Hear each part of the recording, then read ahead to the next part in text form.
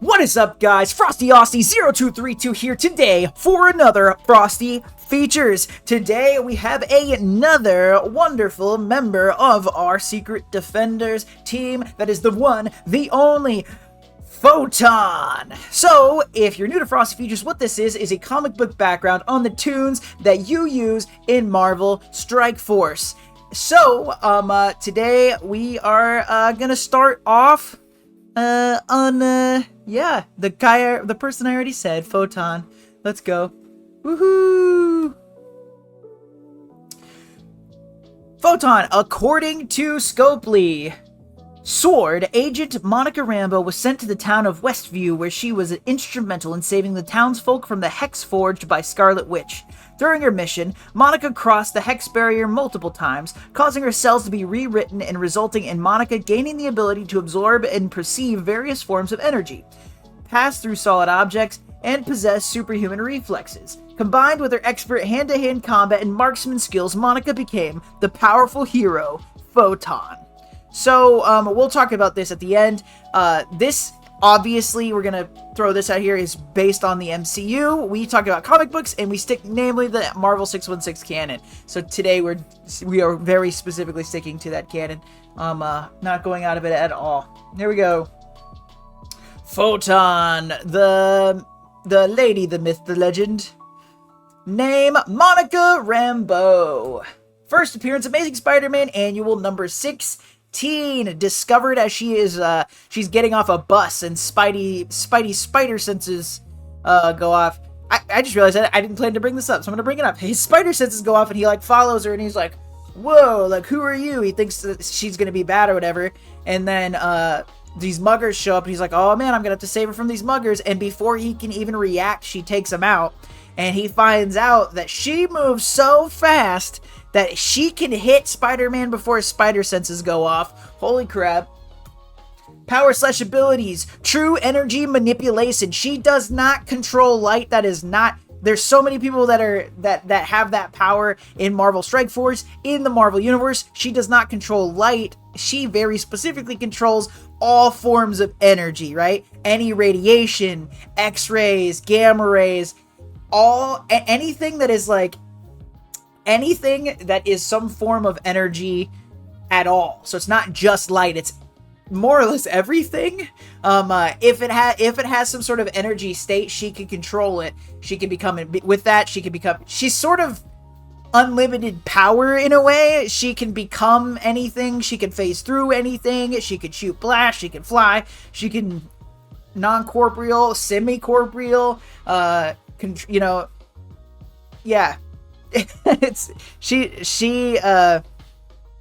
She's very strong. We'll talk about that a little bit more in detail as we move forward. Aliases. Very, very fun alias juggling with Photon. So we see her as Captain Mar-Vell, we see her as Pulsar, we see her as Spectrum. A lot of people I know in the Mar-Vell Strike Force community knew her as Spectrum over Photon. Photon is the name that she is going by in the MCU. But yes, so she is Photon for a pretty long stint in the comics, almost, I believe, over a decade. Affiliations, the Thunderbolts, very notably the Avengers and Ultimates, right? So she's in the Thunderbolts a little bit, but, Avengers and Ultimates are your name ones. Namely, today we're going to be talking about her stint with the Mighty Avengers. She's in some other incarnations of the Avengers as well, including the OG regular Avengers. She ousts Cap as, not ousts him, she gets voted. Captain America is not the leader. Wasp was the leader and steps down, and then Cap suggests that Photon is the leader of the Avengers. So Photon actually does lead the Avengers in the comic books for a considerable amount of time. Who died? Can't be a superhero, supervillain without anybody dying, unless you're Photon. Nobody really dies. There's a situation, we'll talk a little bit about her relationship with Professor Andre Leclerc. But he almost Uncle Benned, but he didn't. He lived. So for what might be the first time in Frosty Features, Photon, to my comic book knowledge, actually does not have a death that results in her being who she is. everything just sort of worked out for her.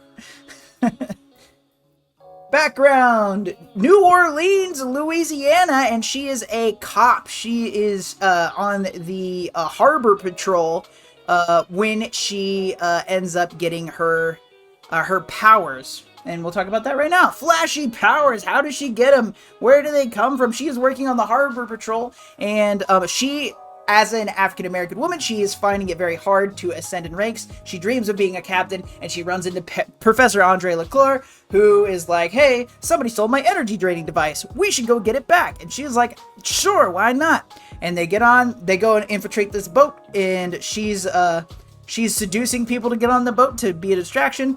Leclerc is found out pretty much immediately, and they're like, okay, well, we're gonna destroy Fort Benning with this energy thing. And Monica Rambeau's like, she's like, no, you're not. I'm definitely not letting that happen. So she goes to the machine, and she literally punches it to pieces, right?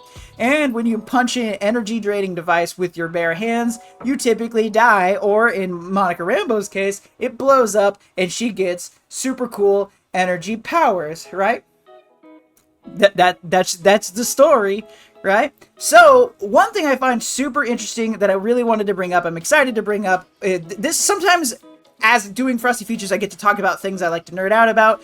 A very interesting thing is that Photon, Monica Rambeau, is actually the first female Captain Mar-Vell. She predates Carol Danvers by actually a considerable amount. So it is common knowledge, I believe, if anybody knows comics at all, that Captain Mar-Vell Carol Danvers is not the OG Captain Mar-Vell. The OG is actually named Captain Mar-Vell, referenced in the Captain Mar-Vell movie also. But Captain Mar-Vell actually, Carol Danvers is actually I didn't even count this out, number 7. As far as Captain Marvels go, it goes Captain Mar-Vell, it's Mar-Vell, Monica Rambeau, Genis-Vell, Phyla-Vell, Kinnear, Novar, and then Carol Danvers, right? So, all that to say, she is the number 1 Captain Mar-Vell female. She gets her powers, and when she gets her powers, she's like blown back, and since she can phase through things, she gets blown back to shore, and she's in New Orleans, so she goes into a warehouse, and she gets a new a Mardi Gras costume and puts it on, and that's how she gets her costume, right? So, and then she dons the name Captain Mar-Vell, completely unrelated or even knowing that there was already a Captain Mar-Vell, and when she joins the Avengers, it is brought up to her that, hey, somebody else's name is Captain Mar-Vell, but he's dead now, so you can have it, right? So then she kind of fights with this, oh, am I worthy of this name, of this really awesome dude, apparently, right? And that's one of the reasons why we see her jumping around names later. So it all ended up being, in canon, it's coincidence until it's not. So, with that, relationships. Maria and Frank Rambeau are her parents. Maria Rambeau being, we're talking about the MCU a lot, even though I said we were sticking to the Marvel 616, but being the pilot in Captain Mar-Vell, Maria. In canon, she is not a pilot. I think she runs like a bakery or something like that. And Frank's just like, I think Frank might be a cop. But everything was flipped for the MCU, and that's not that weird. Dr. Voodoo is a former lover of hers, very notable. And then also Adam Brashear is a former lover, and for those of you sitting in the back, a really awesome Marvel character that we do not currently have in Marvel Strike Force is Blue Mar-Vell. So we will talk about Blue Mar-Vell a little bit later, but yes, former lovers, Dr. Voodoo and Adam Brashear. Super cool characters. We got Dr. Voodoo in MSF. He used to be more relevant than he is now, but that's fine. But Blue Mar-Vell upcoming? I don't know. I think he's got a movie coming up, so I wouldn't be surprised if he does kind of show up. Notable events. So, Genis-Vell. So, this comes down to the hopping around of names, and I just thought this was super funny. But so, Monica Rambeau's out here being the badass that she is, and then out of nowhere, she's ambushed by a villain called the Controller, and she gets kidnapped, and he implants a disc in the back of her head that is like mind controlling her, and this dude's like, hey, Mar-Vell's son Genis-Vell has appeared, and I don't like that he's around, so what you're gonna do, real quick for me, real quick, if you don't mind, is kill him. So you're going to track him down. He's going to be running around with Star Fox, which is another big character that Mar-Vell used to like to run around with, and you're going to go kill him. Cool? And Monica is like, well, I don't really have much choice because I've got this, Nickelback CD planted in the back of my head. So I'm going to send out as she's on her way to kill Genis-Vell, she sends a signal to the Avengers, hoping that the Avengers will stop her and get there. Vision, she fights Genis-Vell, and it's going on, and then Vision and Deathcry show up, and they're like, oh, hey, there's some trickery at work. Computer, and then boom, Disc is gone, and then the Avengers are like, all right, have fun, kids. We're gonna go kick the crap out of the controller, and we're gonna leave y'all to talk. So Genis-Vell's like, hey, you're pretty strong, and you're going by Captain Mar-Vell. That's my dad's name, and you're cool, so you can keep that. And then Monica's like, you know what? That's your namesake. Like, you're very similar to your father. It by all means, it should be yours. I'm gonna have a new name. I'm gonna be Photon. And Genis-Vell's like, that's pretty cool. I'll be Captain Mar-Vell then. Bye. And he leaves, and she's Photon in the comics for obviously not a decade. In actual time passes, she's Photon for like a decade, right? And then Homeboy comes back, and he's like, hey, remember how I was Captain Mar-Vell? I got new powers, and I decided my name is Photon. And she's like, are you freaking kidding me? I'm Photon. And he was like, nuh-uh, I came up with that originally. And she was like, you were literally standing there when I came up with it. I told you this is my name. And he was like, nah. And so all of a sudden she's like, I guess I'll be Pulsar then, because at this point we have Carol Danvers. And so she's like, I guess I'll be Pulsar. And she never actually sticks to the name Pulsar. So eventually she moves on to joining the, I just thought that was funny. She ends up joining the Mighty Avengers, and she wants to rebrand because of some affiliation troubles with a group she was with called Next Wave. So she wants to rebrand, and she chooses the new name Spectrum. So, moving on to Mighty Avengers. So Mighty Avengers is a lot of fun. Essentially, we have the Avengers. The main Avengers are off-world fighting a alien race called the Builders, and so an Avengers team has to kind of form while they're away so that they can stop from an invasion by the Black Order, which you never really want to see the Black Order kind of pop up, but here we are. So the Black Order attacks New York City, and we see Spider-Man, Luke Cage, and now Spectrum all kind of gather together to create this group called the Mighty Avengers. This is a super cool story kind of demonstrating the power of the Black Order, because we see, first off, Proxima Midnight almost straight up murks Photon Spectrum. Straight up murks her, uses her lance and hits her, and she hits her with anti-photons, which slowly starts to poison Monica. And also, we've got Ebony Maw, who has, like, kind of creeped up on Doctor Strange and has mind controlled him. He's like, hey, Doctor Strange, you should summon an eldritch horror to destroy the Earth. And Doctor Strange is like, yeah, that sounds pretty good. So they summon Shumagorath, which is not great. But then, because comics, Blue Mar-Vell flies in, and he's like, oh, hey, I have just the thing for you, Monica Rambeau. I can fuse you with supercharged photons, which will automatically cure your poisoning. So he shows up, and he heals Monica, and she stands there, she's like, oh, thank you so much, we should probably kiss or something. And he's like, yes, and then I will join the Mighty Avengers, in which he does. And all of a sudden, out of nowhere, giant starfish monster Shumagorath comes over the building, and he's like, hey, I'm here to destroy everything, y'all are screwed, I'm eldritch and whatnot. And at that point, Spectrum and Blue Mar-Vell are like, nah, and together they kick the living crap out of Shumagorath and get the Black Order outie, right?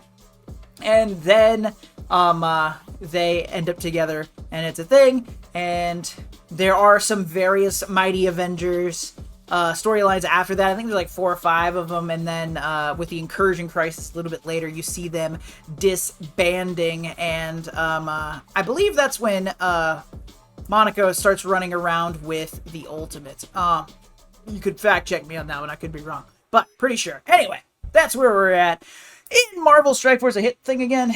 In Mar-Vell Strike Force, MSF doesn't care about power levels, but here on Frosty Features, we do. And in the case of this, what we're looking at is, if you are a multiversal threat, you can, and not all of reality as one reality knows it, but all of them at once. You can bring the multiverse down as you stand alone, right? Universal means you have the power to end your reality, possibly hop over into another reality and end that one. Cosmic means you are a threat on the small end on a planetary scale. You can level things like planets, and with enough effort in time, maybe solar systems or galaxies. Nuclear means you have power equal to that of a nuclear bomb. Therefore, you can level small towns or up to a planetary body with enough force. Super Soldier means that you are beyond all capabilities of a human in peak condition. Super speed, super strength, etc. You have the power to level things like a brick wall or up to a city block. City level means you are a human trained to the absolute peakiest of peaks. This is where we see a lot of our mercenaries, a lot of our not our super soldiers, our secret agents hanging out here on this city level. And then we have Greg. Greg is the undead Asgardian that's spawned by Hela in Mar-Vell Strike Force. And due to undead Asgardian physiology, and just for the sake of argument in this situation, we equate Greg to that of a regular human being. So if I had a rubber band ball at the end of a ratcheted strap and I was swinging it super fast and I was very determined, I theoretically, as regular human being, could take on Greg. So in the case of Monica Rambeau Photon, we have a really interesting situation here, because she has been commented about, she has been noted as being potentially having an unlimited power, right? But we never see that. Like, she fights with the best of them constantly. So I guess I'll justify this by showing you what it is. She is strongly in the cosmic level, very top tier cosmic, but not quite universal, because we see Photon only kind of interacting with these more or less other cosmic beings. She's very similar power level, just like as you can equate it, very similar to Thor, maybe stronger than Thor. She's going to be right under that universal bit, but her actual powers as they stand don't really have the potential to rip apart the multiverse. She doesn't have anything that'll warp reality, but she has everything up until that point, right? She, to the point, like a good example is the Hulk, right? The Hulk is sort of our poster child for nuclear power. She can just drain the gamma radiation out of the Hulk, right? So she doesn't even have to touch Hulk and she will beat him in a fight. No problem. Even with Thor, she could theoretically, and this hasn't been explored in the comics to my knowledge, but if magic is considered a form of energy, she also could just take the magic from Thor, if that's how that works. And even if it's not, she can use the energy from the lightning and redirect it, right? She is extremely, extremely powerful. But she's just not quite at the universal level. But as a reminder, and she hasn't been involved in a lot of those universes. She's been involved, I think, in one multiversal crisis. Influence is not the same as power level, right? She has the potential for influence. She has the potential to be higher, but we haven't seen it yet. Even in a situation in the Mighty Avengers, we see that as she's working with them, she's becoming stronger and stronger and stronger, and it's because this energy builds up. This is also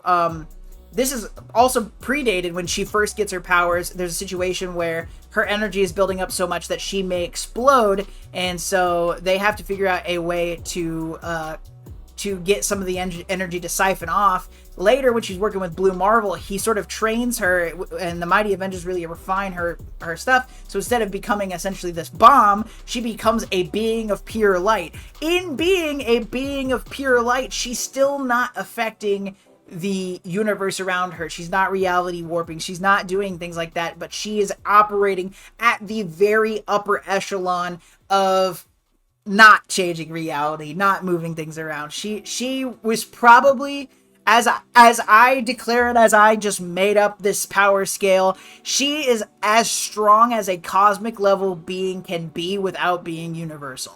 She is that tough. And we have her on Secret Defenders with, you know, Miss Mar-Vell.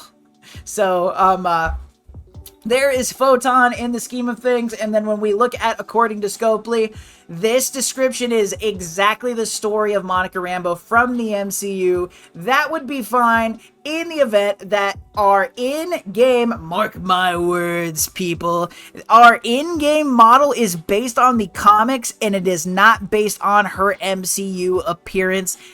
The costume doesn't look anything like the MCU appearance. They are quite different. So we used a comic book model for a MCU story. Therefore, my comic book argument still stands strong. And at the end of the day, it's a comic book cop-out.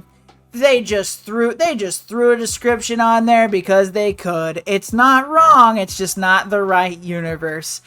And that is Frosty Features Photon. I hope that you all had a great job. Let me know your favorite Photon moments in the comments, or if I got anything wrong, or if there was something that you really liked about this. It helps the channel a lot. Also, be sure to like, share, and subscribe. Doesn't cost you anything but a couple of clicks. And as a reminder, I stream at the link above at 8 a.m. Central Standard Time on Twitch, where we do Frosty Features Live. I hope that you all enjoyed this. I hope that you all have a fantastic weekend. And most importantly, y'all, stay cool.